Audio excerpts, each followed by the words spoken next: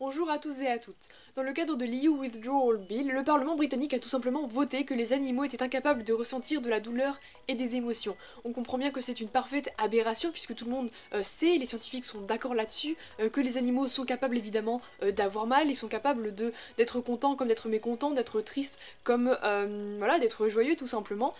Suffit d'avoir des animaux pour l'observer et dans tous les cas, non seulement chacun d'entre nous peut le constater, mais les scientifiques aussi sont d'accord là-dessus, donc on sait bien que ce n'est pas du tout parce que les parlementaires britanniques sont imbéciles et pensent véritablement que les animaux ne souffrent pas, mais tout simplement que derrière il y a des enjeux économiques puisque ça va permettre au Royaume-Uni justement de pouvoir un peu maltraiter les animaux dans un but évidemment marchand.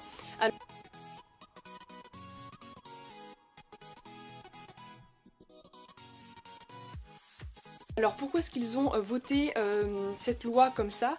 C'est tout simplement parce que le Royaume-Uni va quitter l'Union Européenne, vous l'avez peut-être déjà entendu parce qu'il y a eu un référendum le 23 juin 2016 et ça a été voté je crois à 51,9% que le Royaume-Uni justement allait quitter l'Union Européenne et dans ce cadre-là, ils doivent s'organiser juridiquement parce qu'il y a beaucoup de lois de l'Union Européenne qui régit le Royaume-Uni et ça régit la France aussi. Par exemple, 80% des lois relatives au bien-être animal venaient de l'Union Européenne au Royaume-Uni. Et nous c'est pareil, on utilise aussi des lois, notamment sur la régulation de l'abattage.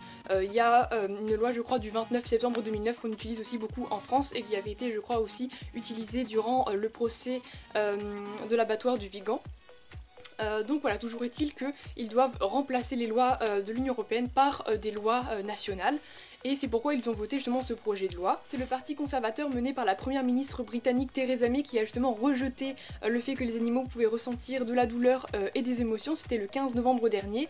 Et la loi est passée comme ça, enfin en tout cas le rejet de cette clause est passé sans que personne ne le sache. Après il y a un journal britannique qui a relayé l'information, qui avait repéré justement ce vote. Et puis après ça a été repris un petit peu, mais on n'en a pas beaucoup parlé. Pourtant c'est un enjeu très important parce que déjà le Brexit, évidemment, ce n'est pas anodin puisqu'on a un pays de l'Union Européenne qui va le quitter, donc ça pose des questions sur les échanges commerciaux avec ce pays et les restes des pays de l'Union Européenne, et aussi ça pose beaucoup d'autres questions parce que même en France on se demande si on ne ferait pas mieux de quitter l'Union Européenne, en ce que même si on nous avait promis la paix, finalement c'est plutôt un marché commun qui draine vers le bas les salaires avec le dumping social, donc il y a beaucoup de critiques qu'on peut effectuer concernant l'Union Européenne. Et donc là c'est un peu un laboratoire le Royaume-Uni parce qu'on va voir comment va se passer cette sortie. Ce n'est pas en allant dans ce sens que le Royaume-Uni va réussir à faire une belle sortie de l'Union Européenne parce que là finalement il régresse complètement en faisant des contresens scientifiques. Alors après, d'après le gouvernement britannique, cette clause reconnaissant justement la douleur et les émotions était déjà dans le Animal Welfare Act de 2006 donc du Royaume-Uni, sauf que cette loi, je sais pas si c'est vraiment une loi, mais en tout cas ce Animal Welfare Act ne couvre pas tous les animaux.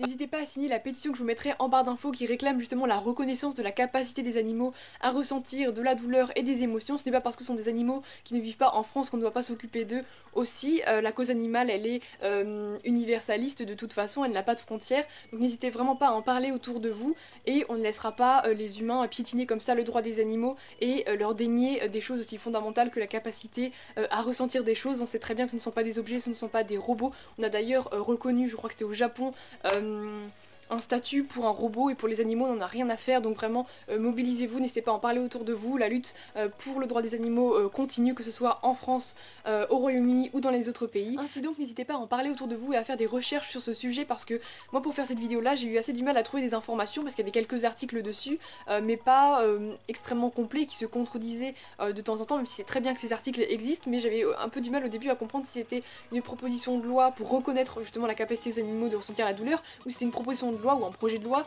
qui dit au contraire qu'il fallait justement leur refuser cette évidence-là, à savoir qu'ils pouvaient ressentir de la douleur. Enfin bref, c'était assez flou pour moi, peut-être que c'était clair pour les auteurs des articles, mais vraiment n'hésitez pas à montrer aux gens, aux journalistes, au gouvernement, à n'importe qui, que c'est un sujet qui intéresse les citoyens et que donc il faut qu'on puisse avoir un accès clair à cette information. Donc voilà, c'est tout pour aujourd'hui, tout pour cette vidéo là. N'hésitez pas à vous abonner et à bientôt.